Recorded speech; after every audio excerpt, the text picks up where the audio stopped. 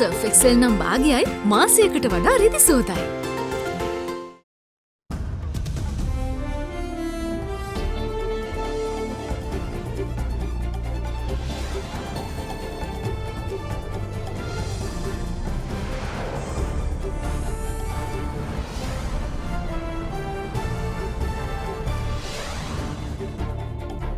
Tonight, urgent measures, new movement restrictions imposed with immediate effect, including the one-person rule for venturing out. Last minute, 360,000 litres of oxygen to be imported every month to deal with rising needs as doctors say don't wait until it's too late to get home treatment. Better prospects. Sri Lanka's envoy in Beijing reveals promising talks with Chinese vaccine makers. We are also reasonably confident that one or two of them might come to Sri Lanka. We are providing facilities. This is one of the reasons the Chinese companies were attracted. The flip side, the share market rises over 200 points to a 6-month high as dollar-earning companies enjoy rupee devaluation. All that and much more coming up on First at 9. This Wednesday, the 18th of August, 2021. ඒ කියන්නේ life බොයි අවස්ථා 10කදී ලෙඩ රෝග 10කට හේතු වන virus ඇතුළු විෂ බීජවලට එරෙහිව සටන් කරනවා කියලා. From AdaDerana, this is AdaDerana First at 9. Live from Studio 24 in Colombo. Good evening. Welcome to First at 9. I'm Dhammike Kanaka. Now then, the Director General of Health Services has imposed further restrictions by way of guidelines in a bid to control public movements, considering the country's current pandemic situation. As per the guidelines, only one member of a household is allowed to leave the house with the exceptions of those leaving for employment and to obtain health services. These guidelines are effective with immediate effect and will stay in place until the 31st of this month. Director General of Health Services Dr. Asela Gunawardena has issued a revised set of health guidelines. The new guidelines, effective immediately, will be in place until the 31st of this month. Accordingly, only one member of a household is allowed to leave the house. However, this does not apply to people who are leaving for employment and to obtain health services. Meanwhile, as per the guidelines, supermarkets can only accommodate customers up to 25% capacity at any given time. Shopping malls will also be closed from today, while clothing and textile shops will be allowed to operate under strict health guidelines. The grocery shops, meanwhile, can only accommodate a maximum of 10 people at any given time, with the shops having to display the maximum number of people allowed. The revised guidelines include closing of gymnasiums, spas, children's parks, swimming pools and indoor sports halls with immediate effect. Daycare centres will also have to be closed for 2 weeks. In addition to this, musical events and carnivals have also been banned. අද සේවසකට වැඩි ජනතා විශ්වාසය නව සංයෝගයකින් Rhino රෝෆිං සහ සීලිං sheet. පත අට එකට මුසුකොට හෙළදිව් අට මුසු. Now, the Cabinet has given the go-ahead to purchase over 350,000 litres of oxygen to address the rising demand for it at hospitals as more and more people contract the COVID-19 virus. But health authorities are insistent that treating the symptoms is not the solution, but stopping the spread of the virus is. They are also saying that those with means should obtain pulse oximeters and discourage people from making arbitrary decisions on whether they qualify for home treatment or not. Sri Lanka is currently engulfed in a COVID-19 crisis with daily caseloads and deaths hitting record numbers. One of the key issues which had been highlighted in recent days as the country's health system attempts to keep up with the rising number of patients is the prospect of beds allocated for COVID treatment running out. As per the latest numbers given by the Health Ministry, there are still beds left for potential COVID patients, but not much. The number of beds available for the treatment of COVID-19 patients have increased to 35,120, out of which 32,459 beds are occupied at the moment. In addition, there are 97 ICU beds are also occupied at the moment. As reported yesterday, there had been 15,552 PCR tests performed in the previous 24 hours and a total of 5,657 rapid antigen tests also performed as reported to the ministry. As case numbers rise, health authorities came up with a home treatment program to ease the pressure on hospitals and interim treatment centres. After being launched as a pilot project back in June in Kalutara, this has now become a full-blown island-wide program. As per the health authorities, over 15,000 COVID patients have already recovered from the virus after opting for the facility. අද වන විට 16,282ක් මේ සේවාවෙන් සම්පූර්ණ සුවය ලබා ඒගොල්ලන්ගේ සාමාන්‍ය රාජකාරීවල නියත වෙලා තියෙනවා.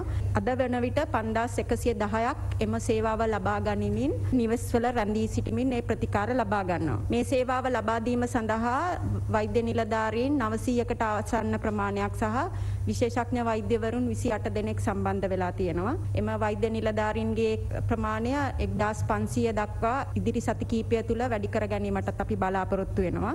Just as the COVID beds availability, another area of concern is the medical oxygen availability. With hospitals having to use more and more of it on COVID patients, the Cabinet has approved monthly importation of 360,000 litres of liquid medical oxygen.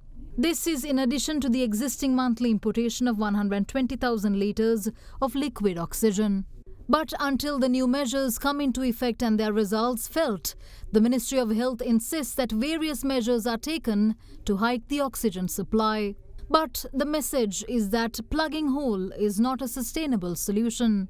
We have taken steps to import oxygen from neighboring countries as well as to increase the oxygen storage capacity, especially in the periphery, and also the transportation and distribution capacity, as well as local production of oxygen in certain peripheral hospitals through oxygen generators, as well as we are using oxygen concentrators to get oxygen from the environment. And these type of activities have facilitated to increase the oxygen supply to these patients. But what is required is to reduce the emergence of new cases, thereby reduce the increasing demand for oxygen and thereby managing this situation rather than indiscriminately increasing the oxygen supply. In the meantime, commenting on the COVID home treatment program, the Deputy Director General of Medical Services at the Ministry of Health discouraged arbitrary decision-making, and for good reason. අද දවසේ අපේ රෝහල් වල විශේෂ වශයෙන්ම බස්නාහිර පළාතේ ප්‍රධාන රෝහල් වල අපි දකින්න තියෙන තත්ත්වය ඉන රෝගීන්ගෙන් විශාල ප්‍රමාණයක් ගේ 40-50ක් ඔක්සිජන් සැපීමක් අවශ්‍ය විශාල සංකූලතාවයන්ගෙන් තියෙන රෝගීන්. මේ රෝගීන් ඇත්තටම එන්නේ අපේ අර අතරමැදි ප්‍රතිකාර මධ්‍යස්ථාන වලින් නෙමෙයි විශාල වශයෙන් එන්නේ සමාජයේ තුල සිටින නිවෙස් තුල තබා ප්‍රතිකාර කිරීමේ ක්‍රමය සමග සම්බන්ධ වෙච්ච නැති තමන් විසින්ම වෛද්‍ය අධීක්ෂණයක් යටතේ නැතුව නිවෙස් තුල රැඳෙන ඒ වගේම තමන් රෝගීන් කියලා දන්නේ නැති අය සාමාන්‍ය ජීවිතය ගත කරනකොට මේ අනවශ්‍ය විදිහට මහන්සි වෙලා ඒ තුලින් ඇති වෙන ඔක්සිජන් අඩුවීම නිසා ඇති වෙන සංකූලතාවයන්ගෙන් තමයි අද රෝහල් කරා එන්නේ. ඒ වගේ රෝගියෙක් ආපුහම අපිට අර ඔක්සිජන් ලබා දෙන සුවිශේෂ උපකරණ වලට යන්න වෙනවා. වැදගත්ම දේ තමයි ස්වයං විනයක් අපි ඉදි කරගන්න එක. One of the key pieces of equipment the health authorities have been highlighting in recent weeks is the pulse oximeter, which measures oxygen levels in the blood. Authorities have urged households which are capable of affording one to obtain the piece of equipment, as it would come in handy even if a COVID patient is asymptomatic. And the Ministry of Health today elaborated on the correct use of it. Pulse ඔක්සිමීටරය ඉඳගෙන ඉන්න වෙලාවක පාවිච්චි කරන්න පුළුවන්. ඇඳේ හාන්සි වෙලා ඉන්න වෙලාවක පාවිච්චි කරන්න පුළුවන්. හිටගෙන ඉන්න ඇද්දිත් පාවිච්චි කරන්න පුළුවන්. එකම වෙනස තියෙන්නේ අත සීතල තියෙන අවස්ථාවක පාවිච්චි කරොත් අඩු අගයක් ලැබෙන්න පුළුවන්. නාපු ගමම්ම වගේ බැලුවොත්. ඊට අමතරව ඔබගේ ඇඟිල්ලේ තුවාල සිදු වෙලා තිබිලා තුවාල සනීප වෙලා තිබිලා හැම ටිකක් ගොරෝසු වෙලා තියෙනවා නම් ඒ ඇඟිල්ලේ අඩු අගයක් ලැබෙන්න පුළුවන්. ඒ නිසා අඩු අගයක් ලැබුණු විගස කලබල නොවි ඉතිරි ඇඟිලි වලටත් මාරු කරලා බලන්න. ඊට අමතරව මේ උපකරණය හොඳින් වැඩ කරනවාදයි කියා හොඳින් දැන ගැනීමට ගෙදර සිටින කුඩා දරුවෙකුගේ හෝ තරුණයෙකුගේ ඇඟිල්ලකට දමලත් බලන්න. අත් දෙකේ අනික් ඇඟිලි වලටත් දමලා බලලා හැම රීඩින් එකම අඩු අගයක් ලැබෙනවා නම් ඊළඟට අවශ්‍ය පියවර ගැනීමට රෝහලකට යොමු වෙන්න. In the meantime, the government yesterday confirmed 171 COVID-related deaths, which were attributed to Monday. This is so far the highest reported in a single day. Healthcare workers, some high profile and some not, have also perished to the virus since it first reared its ugly head in Sri Lanka. And today it was confirmed that another doctor had perished. Dr. Razik Mohammed Janat, a father of 3, had served at the Ragama Teaching Hospital for over 5 years. The 41-year-old had succumbed this morning while being treated in the intensive care unit of the Ragama Hospital. As for the caseload, within the last 24-hour cycle, there had been 3,609 new infections. This is the 6th consecutive day that the country's daily cases were recorded in the excess of 3,000. As for today, 2,428 new COVID cases have been confirmed so far. The number of recoveries in the meantime went up to 316,528, with 2,188 COVID recoveries confirmed during the last cycle. Meanwhile, Sri Lanka is inching closer to fully vaccinating 5 million people, with those partially vaccinated also getting closer to 12 million. The Cabinet has given a further boost to the country's vaccination drive by approving the purchase of 9 million Sinopharm doses and 14 million Pfizer doses to inoculate the age group between 18 and 30 by the end of September. Vaccination is the best tool the world has to combat COVID-19. This has been the consensus for quite some time, and Sri Lanka too has upped the speed of the country's vaccination drive. The target was to give at least the first dose of a vaccine against COVID-19 to all the population of over 30 years of age by September. With that population being around 11.4 million people, the target has already been achieved, but there remain some in every district who have not opted for the jab yet. As things stand, 11,963,739 people in the country have received at least the first dose of a COVID vaccine. The number of people fully immunized with both doses, meanwhile, is inching towards the 5 million mark. The figure currently stands at 4,956,288. This equates to 22.5% of a total population of approximately 22 million people. Meanwhile, Deputy Director of Education and Research at the Ministry of Health, Dr. Hemantha Herath, gave a breakdown of vaccinations carried out across the country yesterday. 7,712 persons have been given first dose of Covishield vaccine yesterday, and the cumulative total has gone up to 1,307,782, and the second dose of vaccine has been given to 237 persons yesterday, and the total number of those who received the second dose of Covishield vaccine has gone up to 872,904. Sinopharm first dose has been given to 21,685 persons yesterday, and the total has gone up to 9,478,735 persons. And the second dose of Sinopharm has been given to 103,846, and the total has gone up to 4,028,984. Pfizer first dose has been given to 116 persons, and the total has gone up to 252,490. And the second dose of Pfizer vaccine has been given to 3,415 persons, and the total has gone up to 39,883. First dose of Derana vaccine has been given to 210 people yesterday, and the total has gone up to 765,651. Also, with the view of reducing the impact of the pandemic, the Cabinet has come to support the decision of vaccinating all persons between the age of 18 to 30 by the end of September. Accordingly, the Cabinet of Ministers approved the purchase of 9 million doses of the Sinopharm vaccine and 14 million doses of the Pfizer vaccine at the unit price decided by the negotiating committee on the vaccine requirements.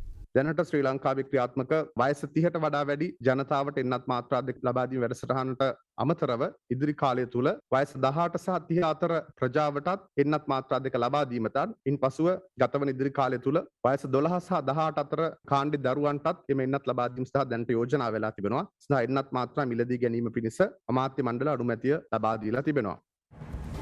We will see you shortly after this break. Bear with us.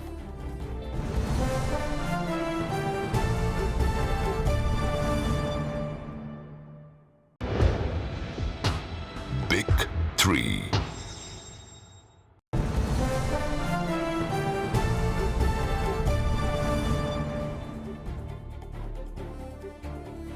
Welcome back. You're watching First at 9.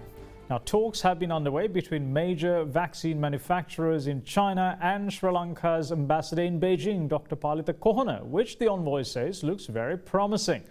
Ambassador Dr. Kohana revealed that although still in initial stages, Sri Lanka remains an attractive proposition to Chinese companies due to the facilities on offer, and any successful deal would make the island completely self-reliant with regards to its own vaccine demands.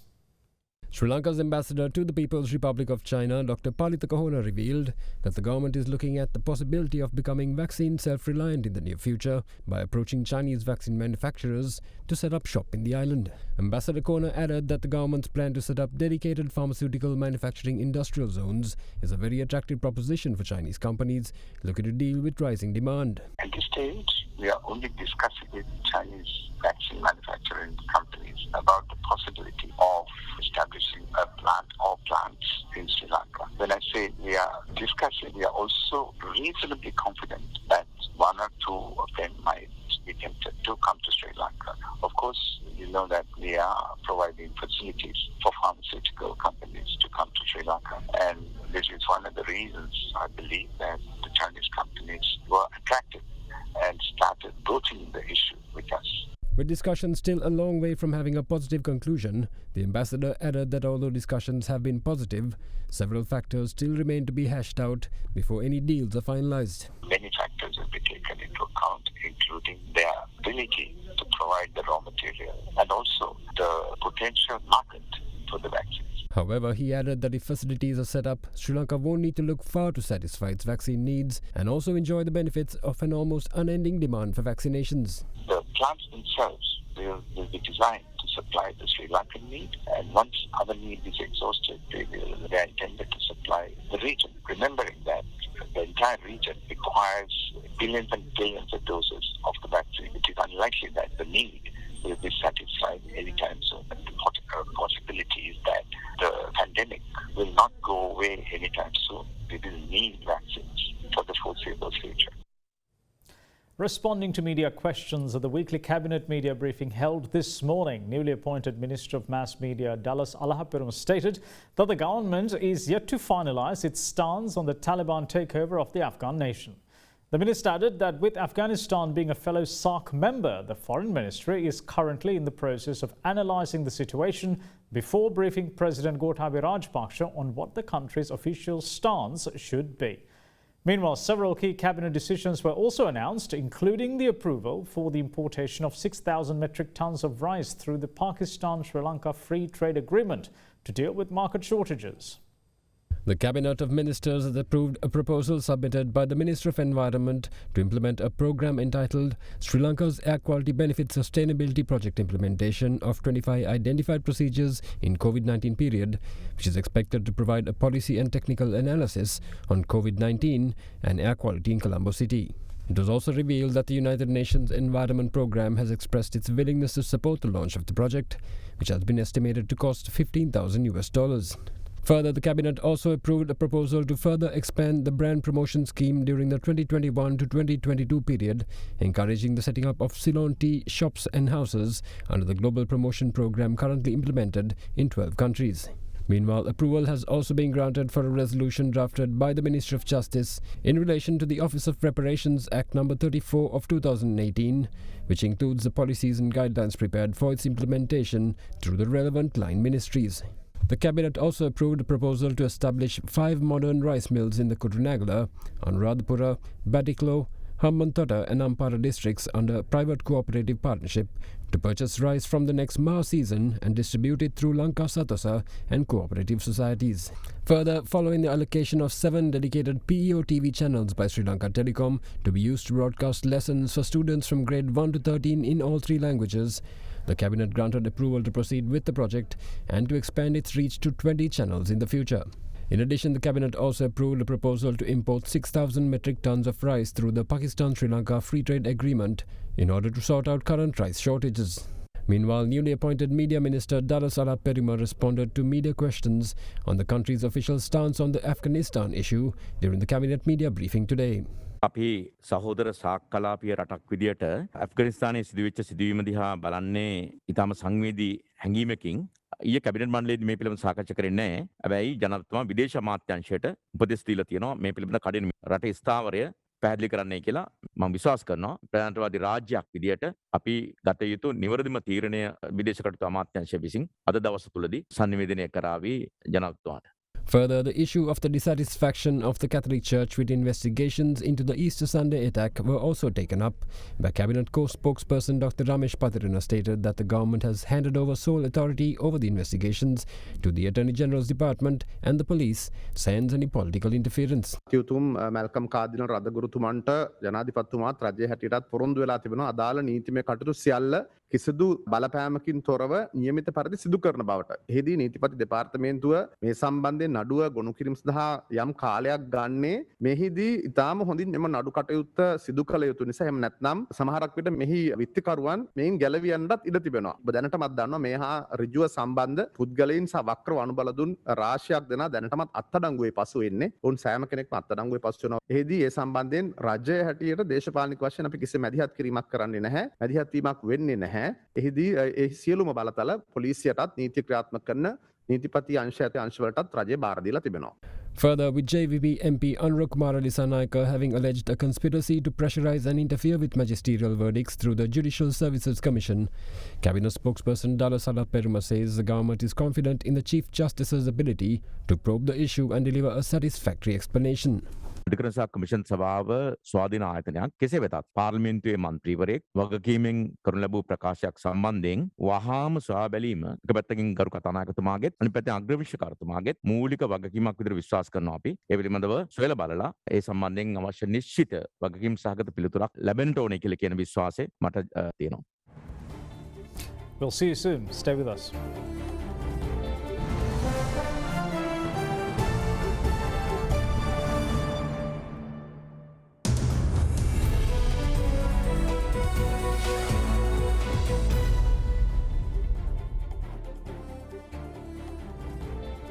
Welcome back. This is First at 9. Now, Sri Lanka is set to receive the first tranche of the $250 million currency swap this week agreed with Bangladesh. It is said that the island will get $50 million up front and to be followed by further 2 tranches of $100 million each. It will also mark the first ever loan by Bangladesh to any other country.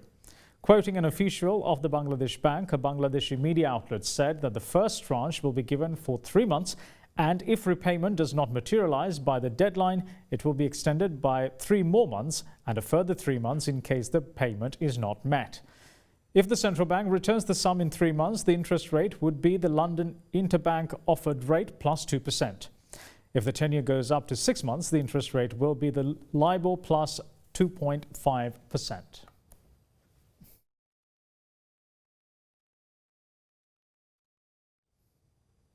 The central bank says that there is no basis whatsoever for the claims that licensed banks have been officially asked to devalue the Sri Lankan rupee with immediate effect.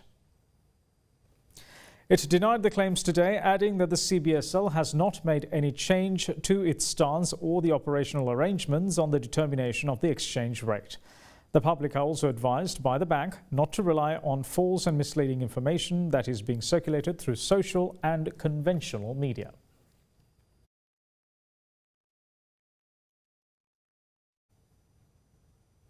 Now then, shares of the Colombo Stock Exchange closed higher today, boosted by strong momentum in the financial and industrial sectors as the country ramped up pandemic restrictions.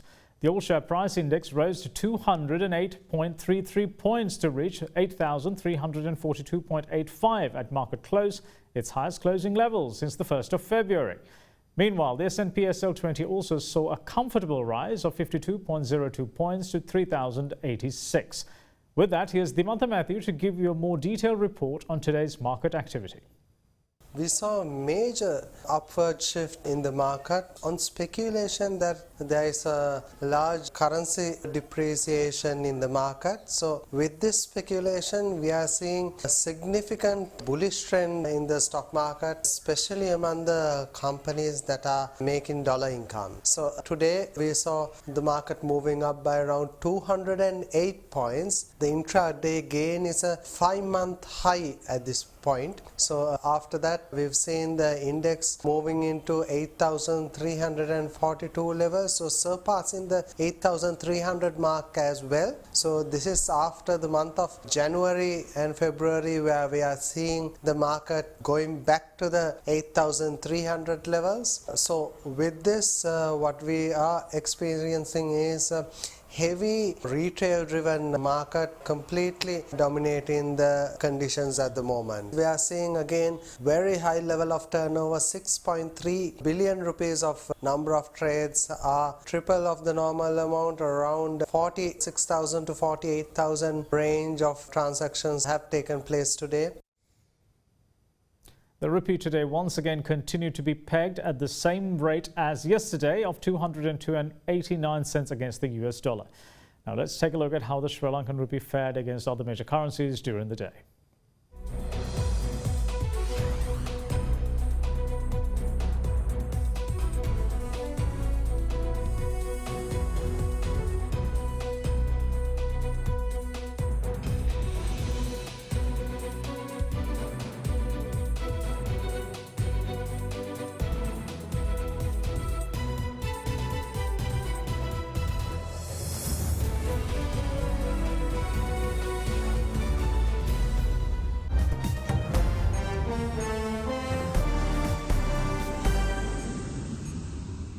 Armed Taliban militants continued to patrol the streets of Kabul today as the group said they want peace, will not take revenge against old enemies, and would respect the rights of women within the framework of Islamic law. Despite the promises, thousands of Afghans, many of whom helped US-led foreign forces over 2 decades, are desperate to leave. The Taliban, fighting since their 2001 ouster to expel foreign forces, seized Kabul on Sunday after a lightning offensive as US-led Western forces withdrew under a deal that included a Taliban promise not to attack them as they leave. As the Taliban consolidated power, one of their leaders and co-founders, Mullah Abdul Ghani Baradar, returned to Afghanistan for the first time in more than 10 years. A Taliban official said leaders would show themselves to the world, unlike in the past, when they lived in secret.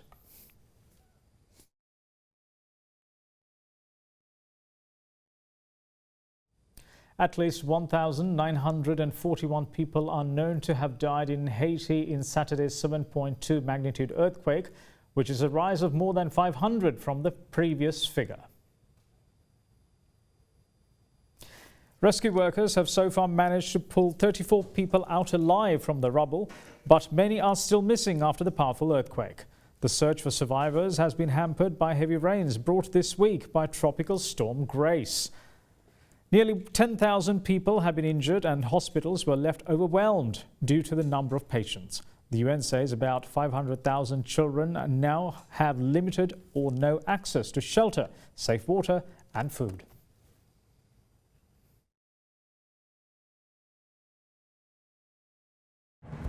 And that's it from all of us here at First at 9. Thanks for watching. Bye-bye.